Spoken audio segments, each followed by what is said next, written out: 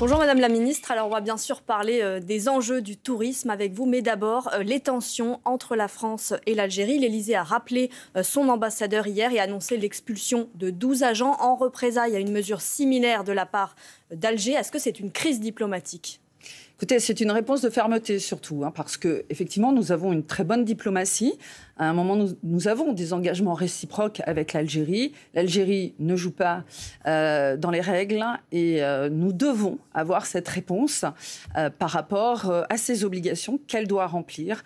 Nous avons aussi de grosses inquiétudes via la famille de Boualem Sansal. Nous souhaitons aussi être écoutés, c'est important. Donc, fermeté. On ne risque pas l'escalade ? Écoutez, nous sommes toujours les premiers, nous sommes un pays de médiation, nous faisons beaucoup d'efforts, mais à un moment donné, quand nos droits sont piétinés, il faut répondre. La semaine dernière, Laurent Wauquiez avait proposé d'enfermer les personnes dangereuses sous OQTF à Saint-Pierre-et-Miquelon. Eh bien, l'archipel a riposté avec humour. Je ne sais pas si vous avez vu cette campagne touristique. Elle vante la qualité de vie et les richesses de Saint-Pierre-et-Miquelon. Est-ce qu'ils ont raison de se défendre avec ce biais humoristique ? Mais écoutez, en tout cas, nous avons fait la même chose au ministère du Tourisme. Nous avons eu à déplorer une campagne de French bashing et nous avons répondu en détournant. Je crois que c'est une bonne occasion de faire parler du territoire, de nos territoires. Donc je trouve ça très original et nous relayerons bien évidemment. Il a eu tort, Laurent Wauquiez, de faire cette proposition. Ça vous a choqué, vous, ou pas ? C'est plus que maladroit. Je crois qu'effectivement, le territoire est à la hauteur de la réponse qu'il faut donner. Vous avez suivi hier la conférence tenue par François Bayrou. Est-ce que c'est une cure d'austérité qui ne dit pas son nom en termes de finances publiques ? Non, c'est une cure de vérité. Je crois que nous l'avons expliqué depuis des mois. Notre pays est très endetté. C'est 300 milliards de dettes, c'est 50 000 euros par habitant, quel que soit son âge. Donc par rapport à ça, nous savons que nous dépensons plus que ce que nous recevons. Nous ne pouvons pas augmenter les impôts. Nous sommes le pays le plus taxé au monde, donc il faut trouver des solutions. Et donc, effectivement, François Bayrou a une méthode depuis son arrivée qui est notamment d'économiser sur les dépenses de l'État. C'est ce que nous avons fait pour ce projet de loi de finances 2025, qui est la loi 2025. C'est ce que nous allons faire en 2026. Et puis, nous allons regarder quels sont les postes que nous pouvons améliorer, comme le combat contre la fraude. C'est effectivement 13 milliards cette année récupérés, 15 milliards pour l'année prochaine.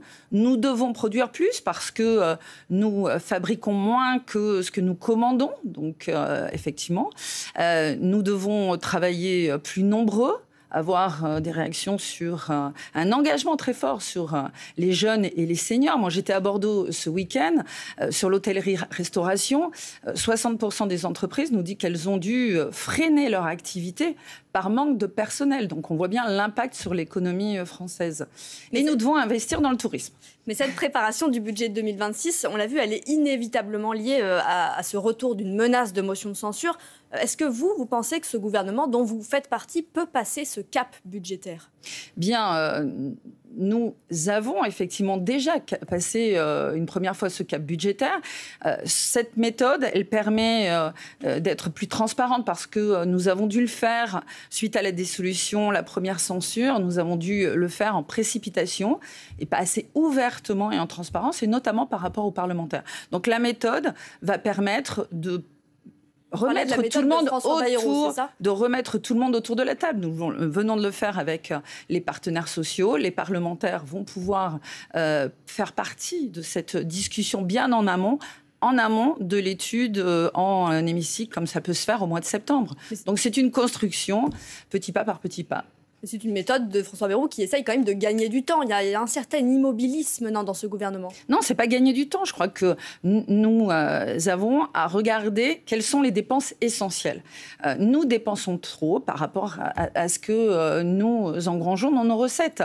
Nous avons d'excellents services publics. Nous devons faire demain des économies et des choix. Donc il faut se reposer la question des missions essentielles que nous devons couvrir, et notamment par exemple l'Europe. On voit bien que dans cette actualité très tendue, nous avons dans l'Europe la défense. Nous ne pouvons pas désarmer aujourd'hui, bien au contraire.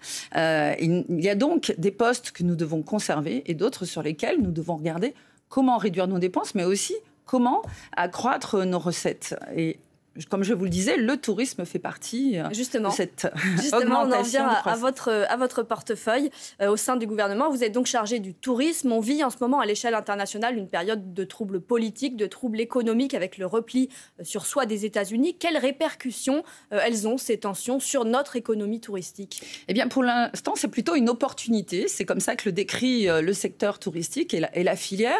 C'est vrai que beaucoup de pays se détournent des États-Unis depuis le vote Trump et se reporte sur la France. L'hospitalité à la française attire puisque 2024 a été l'année de tous les records. Nous avons accueilli plus de 100 millions de visiteurs étrangers. Nous sommes le pays le plus visité au monde. Nous avons eu un accroissement de recettes, plus 71 milliards de recettes, plus 12% par rapport à 2023. Et là, nous avons une accélération. Nous avons très bons chiffres pour Pâques, pour les ponts de mai. Nous avons une très bon chiffre pour la fin de l'année et les vacances d'hiver, parce que nous avons su séduire, mais aussi cette désaffection des États-Unis. Il y a un désamour, en fait. Il y a un désamour des Français pour les États-Unis. Est-ce que c'est regrettable? Nous avons su attirer des Brésiliens, des Japonais, des Canadiens. Par exemple, j'étais en Guadeloupe, Martinique pendant 4 jours pour faire le point avec nos ultramarins sur leur politique touristique. Eh bien, nous avons plus de 31% de plus de Canadiens qui arrivent. Donc, c'est une opportunité, effectivement, pour la France et pour son rayonnement. Et sur notre économie touristique, à proprement parler, on est...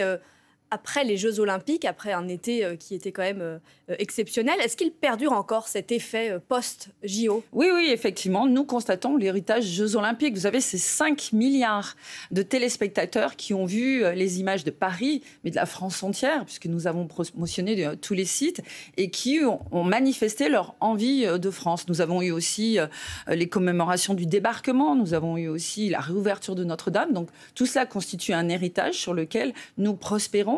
Et nous avons de très très bons chiffres pour l'instant. Mais vous savez, la filière touristique est un secteur qui est très sensible aux variations macroéconomiques, à l'inflation, au pouvoir d'achat, au taux de change. Donc je réunis régulièrement la filière pour que nous puissions surveiller. Mais encore une fois, aujourd'hui, ce tourisme se porte bien et c'est aussi un levier de croissance pour la France. Vous l'avez dit, on reste le pays le plus touristique du monde avec 100 millions de visiteurs par an en France. Mais si on compare avec notre voisin espagnol, 94 millions, leurs recettes sont supérieures, c'est-à-dire qu'un touriste dépense plus en Espagne qu'en France. Comment ça s'explique ? Eh bien, écoutez, par une offre accrue en hôtellerie, c'est vrai que nous devons investir parce que nous devons rénover notre offre, nous devons améliorer notre offre, avoir une offre. Elle est vieillissante, cette offre d'hôtellerie. Nous devons avoir une offre plus haut de gamme. Nous sommes les leaders du plein air, par exemple, en Europe, mais nous savons que nos touristes ont envie d'avoir cette offre hôtelière. Donc, nous devons être aux côtés de l'hôtellerie pour investir. Nous devons aussi mieux faire connaître nos offres touristiques parce que nous avons des pépites patrimoniales, nous sommes un pays gastronomique, œnotouristique, nous devons mieux le faire savoir parce que effectivement l'Espagne arrive à communiquer à un marketing beaucoup plus agressif que le nôtre, donc nous devons gagner en agressivité commerciale. Une dernière question, il y a aussi une pénurie de main-d'œuvre dans ce secteur. Ça freine peut-être aussi l'activité touristique, non? Oui, c'est ce que je vous disais quand je vous parlais de Bordeaux.